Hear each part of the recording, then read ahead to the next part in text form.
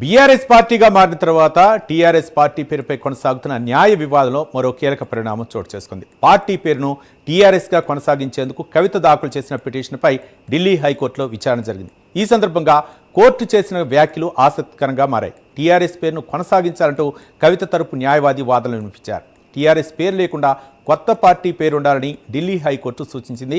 ఇదే అంశానికి సంబంధించి ఎక్స్క్లూజివ్ ఫీల్డ్ రిపోర్ట్ మా కరెస్పాండెంట్ హరికృష్ణ అందిస్తారు. Harikrishna. Yes, thank you Ravi.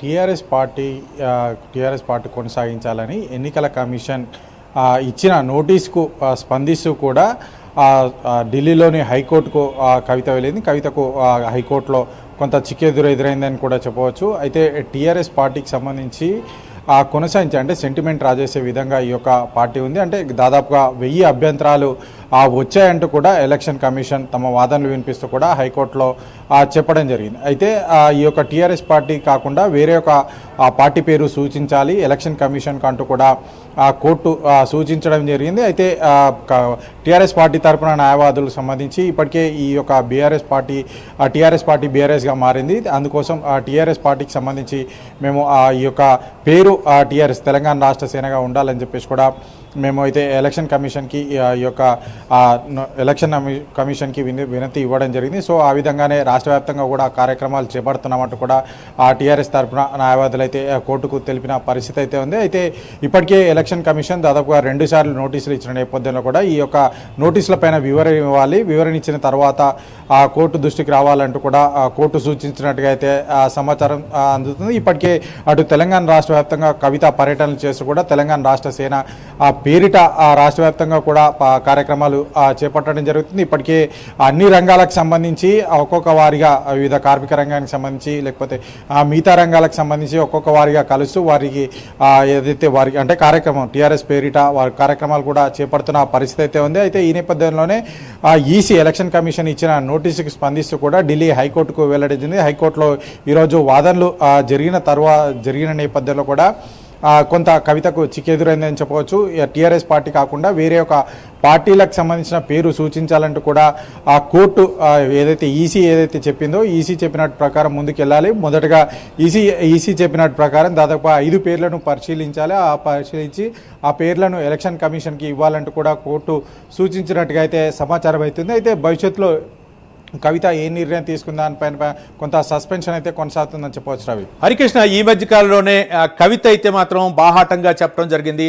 ఆ టీఆర్ఎస్ పేరు అయితే మాత్రం కొనసాగిద్ది, మీరు ఆ కార్యకర్తలు ఎవరు ఆందోళన చెందాల్సినటువంటి అవసరం లేదు అని చెప్పడం జరిగింది. మరోపక్క ఈ టీఆర్ఎస్ పేరుపై బీఆర్ఎస్ నాయకులు ఏమన్నా వివాదం తలెత్తున్నారా, లేకపోతే ఏంటి న్యాయపరమంగా వాళ్ళు కనుక ఈ యొక్క సమస్య గురించి ఎదుర్కొంటున్నారు అనుకోవచ్చా? హరికృష్ణ.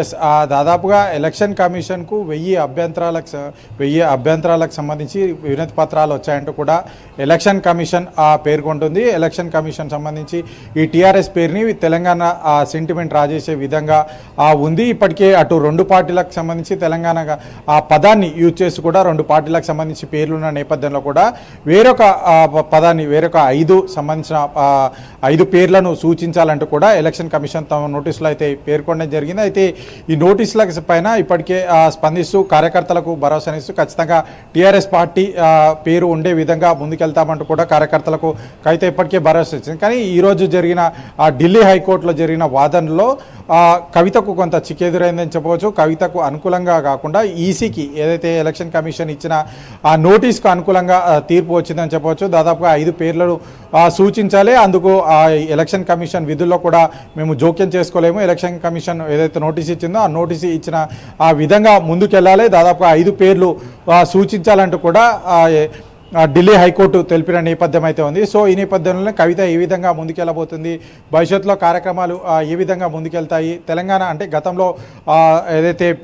గతంలో బీఆర్ఎస్ అంటే టీఆర్ఎస్ అలియాస్ టీఆర్ఎస్లో ఉన్న నేపథ్యంలో కూడా తెలంగాణ జాగృతి పేరిట పెద్ద ఎత్తున కార్యక్రమాలు చేపట్టిన నేపథ్యంలో కూడా ఏ విధంగా ముందుకెళ్తుంది, ఒకవేళ తెలంగాణ జాగృతి పేరిట ఈ యొక్క కార్యక్రమాలు చేపడుతుందా, లేకపోతే తెలంగాణ జాగృతికి సంబంధించి ఈసీకి ఫైనల్ చేయాలి ఆ పేరు అని చెప్పేసి కూడా ఈసీకి తెలుపుతుంది అన్న దానిపైన కొంత స్పష్టత రావాల్సిన అవసరం అయితే ఉంది. ప్రస్తుతం ఇప్పటి వరకు కూడా ఇటు టీఆర్ఎస్ నాయకులు కానీ అటు బీఆర్ఎస్ నాయకులు కానీ ఎవరు కూడా ఈ యొక్క అంశంపై స్పందించలేదు. భవిష్యత్తులో ఏం జరుగుతుందన్న దానిపైన కొంత సస్పెన్స్ అయితే కొనసాగుతుంది. Ravi, right, thank you Harikrishna.